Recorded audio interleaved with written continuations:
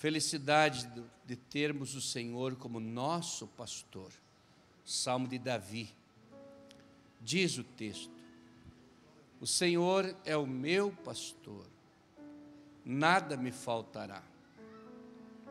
Deitar-me faz em verdes pastos, guia-me mansamente a águas tranquilas, refrigera minha alma. Guia-me pelas veredas da justiça por amor do seu nome. Ainda que eu andasse pelo vale da sombra da morte, não temeria mal algum, porque tu estás comigo. A tua vara e o teu cajado me consolam. Preparas uma mesa perante mim na presença dos meus inimigos. Unges a minha cabeça com óleo, e o meu cálice transborda.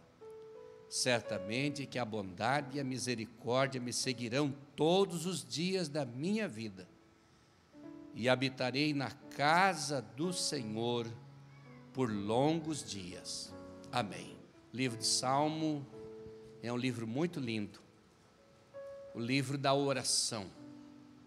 Geralmente as pessoas abrem a Bíblia no livro de Salmo, em cima da mesa da sala, no quarto, no bidê, ao lado da cama, ou quando tem que fazer uma leitura rápida, inesperada, de surpresa. Então, lê o Salmo, chamado para fazer uma leitura da palavra, meio em cima do laço, sem avisar, parte para os Salmos. Vai orar por um enfermo, geralmente lê um Salmo. Geralmente o Salmo sempre tem uma palavra maravilhosa. É um livro lindo, mas o Salmo se divide em 5 livros. O Salmo não tem capítulo, é números. Então o Salmo são 5 livros dos Salmos. O primeiro livro começa do número 1 até o 41. Depois o 2, do 42 ao 72. Depois do 73 ao 89. Do 90 ao 106. E do 107 até o 150, fecha os 5 livros do Salmo. Só no Salmo tem 5 livros. O primeiro livro trata mais do homem, sua vida, seu comportamento. E o segundo livro trata mais da nação de Israel. O terceiro livro trata mais da adoração e assim por diante, da palavra. No final chega com os louvores e encerra até os 150. No primeiro livro nós temos os salmos messiânicos, depois os poéticos, proféticos, louvores, e assim vai enriquecendo cada vez mais aqueles que estudam o livro dos Salmos, que lêem o livro dos Salmos. E eu gosto muito desse livro de Salmos.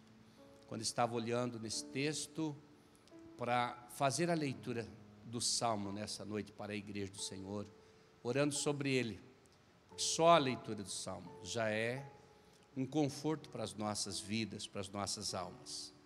Entendemos que o Salmo 22 está falando mais do sacrifício, falando mais da crucificação, do clamor, das dores, do sofrimento que o Mestre passou, por ser um salmo messiânico. Mas no Salmo 23, você não encontra queixas nenhuma. No Salmo 23 você não encontra pessoas se queixando de dores, de tristezas. Não encontra ninguém se queixando do seu inimigo. Porque esse Salmo 23 começa com bênçãos e termina com bênçãos também. Salmo muito lindo. É uma pérola de grande preço. Diz os sábios que o Salmo 23 é a pérola dos salmos. Alguém que cuidava de pássaros disse que é como o roxinol entre os demais pássaros do viveiro, porque tem um valor muito grande este salmo. Quando estava pensando nele, me veio algumas coisas, por ele não ter lamento, e ser um momento de pensar só em coisas boas, das coisas novas, da parte de Deus, da nossa dependência dEle.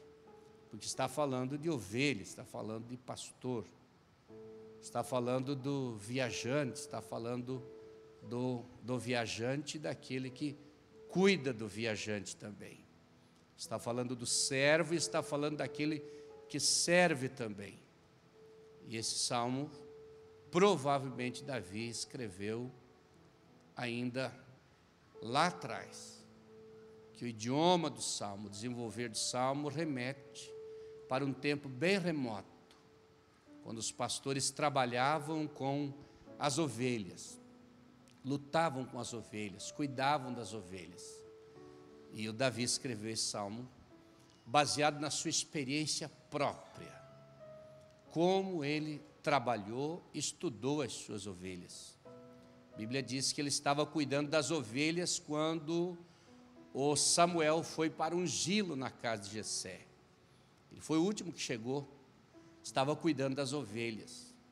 Alguém diz que os seus irmãos tinham inveja dele, e a Bíblia também diz. Eles compraram uma fazenda longe e falaram com seu pai para ir lá colocar Davi cuidar das ovelhas. As feras vão vir comer as ovelhas e esse moço morre logo lá. E não vai ser mais uma ameaça para nós. Mas o Davi foi cuidar das ovelhas. Quando os leões se levantaram, ele matou para defender as ovelhas. Colocou em perigo a sua própria vida para defender as ovelhas. Por mais do que uma vez. Porque Davi compreendia as ovelhas. Ele sabia a fragilidade das ovelhas. Como tem facilidade para se perder uma ovelha. Os animaizinhos que têm mais facilidade de se perder pela sua ingenuidade.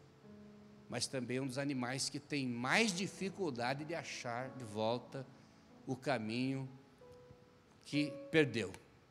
É necessário que alguém cuide, que alguém olhe e veja, e compreenda sua debilidade, compreenda suas fragilidades, e cuide dela. O Senhor Jesus é o bom pastor. João capítulo 10, versículo 11 diz que o bom pastor dá vida pelas suas ovelhas. Glória a Deus. Alguém escreveu que o Davi subia numa árvore lá naquele lugar longínquo, aquelas baixadas, e chama nas baixadas da humilhação, tocando a sua harpa e olhando todo ao redor daquela árvore as suas ovelhas, estudando e entendendo suas ovelhas. Quando uma se perdia, ele ia atrás da ovelha, para achar a ovelha perdida. E o Senhor Jesus falou que um homem tinha 100 ovelhas, e quando uma delas se perdeu, ele deixou 99 no aprisco, e foi atrás de uma delas, e achando, colocou nos seus ombros e trouxe, com muito prazer, e fez uma festa com os seus amigos e disse: alegrai-vos comigo, porque eu achei a minha ovelha perdida. Quando esse pastor achou a ovelha, eu pensando nele e pensando em Jesus, eu entendi perfeitamente. Se fosse um pastor carrasco, um homem duro, teria corrigido, espancado, mas ele colocou nos ombros, não fez cobranças, viu a situação que estava, quase morta, trouxe para o aprisco, fez uma festa por causa dela, se alegraram juntos, porque esta ovelha foi encontrada. Glória a Deus. Estava olhando aqui, queridos, esse salmo, e comecei a pensar em algumas coisas aqui. Vou citar os irmãos antes de nós orar a Deus pela Santa Ceia. É uma visão de quem está aqui olhando para lá, mas uma visão também de quem está lá olhando para cá. Todos nós somos ovelhas do seu aprisco, você e eu. Temos que reconhecer que somos ovelhas do aprisco do Senhor. Temos que reconhecer que somos frágeis e dependemos de um cuidado especial da parte dele. Precisamos reconhecer que nos perdemos muito fácil. Precisamos reconhecer que temos dificuldade de voltar ao nosso estado normal. E é preciso que haja sempre uma intervenção dele, de Deus. Pensando no salmista, pensando no Davi, trabalhando com as suas ovelhas, lá no deserto, trazendo as suas experiências. Moisés também cuidava de ovelhas. Mas quando eu olhei aqui, eu comecei a pensar a preocupação, ele olhando para cá. Eu já preguei esse salmo mais de 50 vezes. Ele olhando para cá e passando para nós uma segurança grande, que Ele está com nós. Qual é o sentimento de uma ovelhinha que se sente ovelha? De uma ovelhinha que tem Ele como pastor, de uma ovelhinha que reconhece Ele como pastor. Daí nós viemos pensar em ministério, pensar em igreja. Quando eu li o versículo de número 2, deitar-me fazem verdes pastos e guia-me mansamente a águas tranquilas, eu entendi assim: como Ele se preocupa com aquilo que a gente come, como Ele se preocupa com aquilo que a gente bebe. Pense no irmão que trabalha o dia inteiro, e se ir para casa não dá tempo de vir no culto, mas vem direto para o culto, sem café, sem comer nada, mas está ali no culto, adorando a Deus. O Senhor está olhando para você. Parece uma coisa insignificante, mas soma muito para Ele, porque Ele dá ou deu a vida pelas suas ovelhas. O Senhor está preocupado com aquilo que você come, com aquilo que você bebe, para não deixar faltar, mas também para não ingerir veneno, para não ingerir coisas estragadas, coisas que não prestam, mas sim coisas boas. No versículo 3, o mesmo salmista diz: refrigera a minha alma. Cuidado que esse sumo pastor tem com as nossas almas. Como ele se preocupa com a saúde da alma, os cuidados do pensamento, da emoção, do sentimento, das nossas ideias. Como o salmista tinha segurança, o Davi, que esse pastor das ovelhas, o Senhor Jesus, Ele se preocupa com aquilo que está na nossa mente, nos nossos corações, que envolve as nossas emoções. Refrigera a minha alma. Como Deus está preocupado comigo e com você. O que nós sentimos, nossa alegria, nossa tristeza, nosso dia a dia, nossos sentimentos, nossas ideias. Refrigera a minha alma. Ele continua dizendo, é a segurança que ele vê nele. Guia-me pelas veredas da justiça por amor do seu nome. Preocupação dele onde a gente está andando, o caminho que a gente está seguindo. Estamos caminhando certo? Estamos caminhando errado? Mas aqui fala caminho da justiça. Caminho da justiça é pelo amor do seu nome. Se não fosse pelo amor de Jesus, muitos estariam fracassados, desviados, caídos, alquebrados.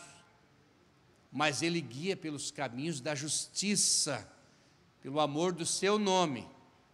Ele vai cuidando, porque Ele tem mais interesse em nós do que nós nele. É tanto que quando nós não olhava para Ele, Ele nos olhou. Quando nós não o amava, Ele nos amou. Quando nós não o buscava, Ele nos buscou, Ele nos resgatou. E esses dias estava olhando Efésios 2, a situação que nos achou, estando vós mortos, ofensas e pecado, Ele nos vivificou, glória a Deus. Vamos continuar, verso 4. Ainda que eu andasse pelo vale da sombra da morte, não temeria mal algum, porque Tu estás comigo. Veja a sensação de segurança que ele sentiu. Tem várias coisas que ensinam este versículo, esta verdade, vale da sombra da morte. Mas este vale da sombra da morte é uma situação, pode ser uma enfermidade, que aos olhos dos homens parece ser incurável, pode ser uma luta, uma perseguição, uma humilhação, um vale da sombra da morte. A espada pode estar pertinho, mas é só o vale, não vai acontecer. A doença pode estar atacando, mas é só um vale, não vai acontecer. Porque ainda que eu andasse pelo vale da sombra da morte, não temeria mal algum, porque tu estás comigo. Ele é médico para os enfermos, Ele é o mestre para nos ensinar, Ele é o companheiro se estamos viajando, Ele é o pastor das ovelhas, Ele é o amigo fiel, Ele é o hospedeiro que faz com amor e com qualidade. Não temas, se coloca nas mãos dEle, acredite nele, olhe para cima, pensa nesse salmo: o Senhor é o meu pastor e nada me faltará. Você pode pensar do lado negativo, não vai faltar lutas, problemas, isso nós já sabemos. Quer dizer para você que não faltará misericórdia, que não faltará socorro, que não faltará ajuda, que não faltará livramento, que não faltará saúde, porque Ele está comigo e está contigo aí. Glória a Deus, se anime, porque você não está sozinho. No vale da sombra da morte, Ele está junto. Na enfermidade Ele está junto. Glória a Deus. Na angústia Ele está junto. Na crise econômica Ele está junto. Nos momentos de indecisões da vida Ele está junto. E Ele está junto numa outra situação, na hora da fraqueza, da fragilidade, que se não for Ele, nós estamos mortos. É nessa hora que Ele prova o tanto que Ele nos amou. Glória a Deus. Ele se manifesta através de um sonho, se manifesta através de uma pregação da palavra, se manifesta através do conselho do irmão, através da ligação, do conselho de alguém, se manifesta pela sua palavra lida e pregada, se manifesta através de um despertar de consciência para trabalhar, mas sempre Ele está junto. E a tua vara e o teu cajado me consolam. Glória a Deus, a vara e o cajado. Já falei muito sobre isso aqui, mas o cajado continua sendo o mesmo. Aquela madeira meia torcida, torta, tipo um gancho, para erguer quando cai. O Senhor está com o cajado na mão, não para bater, para enroscar na ovelhinha e colocar ela de pé. Caiu no buraco, Ele ergue. Está atolado no barro, Ele ergue. Está meio fraquinha, não consegue se firmar, Ele com seu cajado segura. O cajado é para isso. Olhando para o cajado do pastor, vê segurança, vê proteção. Tua vara e o teu cajado me consolam. Não coloque a sua esperança, não se sinta seguro com as coisas efêmeras desta vida, mas sim veja a segurança e sinta a segurança no cajado do pastor.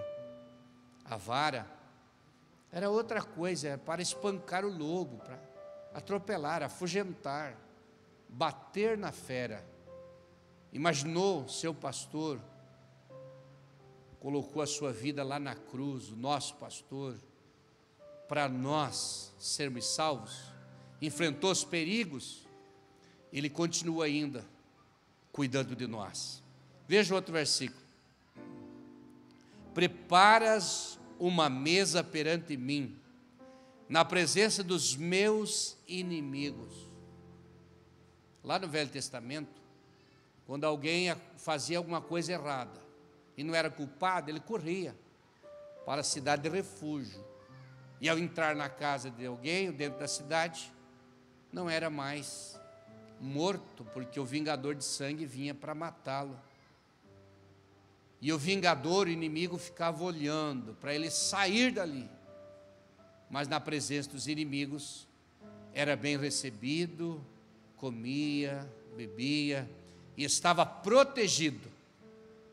Mas ainda tinha o óleo sobre a sua cabeça.